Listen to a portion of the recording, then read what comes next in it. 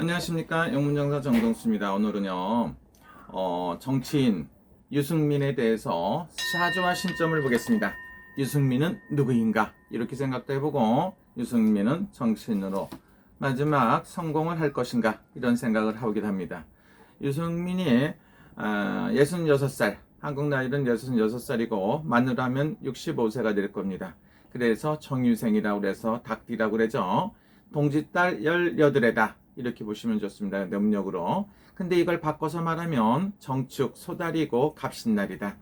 지달의 갑신날이던 소달의 갑신날이던 관계가 없이 유승민은 천재적인 사람은 틀림없다. 그리고 남이 안 갖고 있는 에너지도 갖고 있고 아주 훌륭하다 이렇게 볼 수가 있습니다. 그래서 정치인으로서도 사선 국회의원도 하고 이름도 넣고, 그 다음에 경제학자로서도 뛰어나다 이렇게 생각도 합니다. 근데 사람은 대통령이라는 거는 하늘이 내야 된다 이렇게 말씀하기도 합니다. 그래서 욕심을 부려서 대통령이 되는 것도 아니고, 정치라는 것은 자기 머리만 갖고 그 다음에 입만 갖고 하는 게 아니다. 물론 정치는 입으로 하고 입으로 한다는 소리를 많이 합니다. 그러나 정치는 입으로만 하는 게 아니고 마음으로 해야 된다 이렇게 말을 합니다. 마음으로 해야 되는데 운이 따라주지 않으면 안 돼. 그래서 운이 따라주지 않으면 안 되는데, 지금도 좋은 운세라고 해갖고 작년에는 어떻습니까? 여러분들이 아시는 바와 같이 경기도지사 그것도 출마도 했다가 낙선도 하죠. 그러나 운세는 있는데 올해가 이민년 해오년이라 해서 범띠입니다. 그래서 올해도 불리하고 내년에도 불리하다. 그래서 멀리 길게 본다고 보면 성공할 것이고, 그렇지 않으면 매우 불리해서 자기가 이룬 밥그릇에 재를 뿌리기도 한다 이렇게 볼 수도 있습니다. 그래서 두 가지로 볼 수가 있는데, 지금 또 당대표로 나가야 되겠다.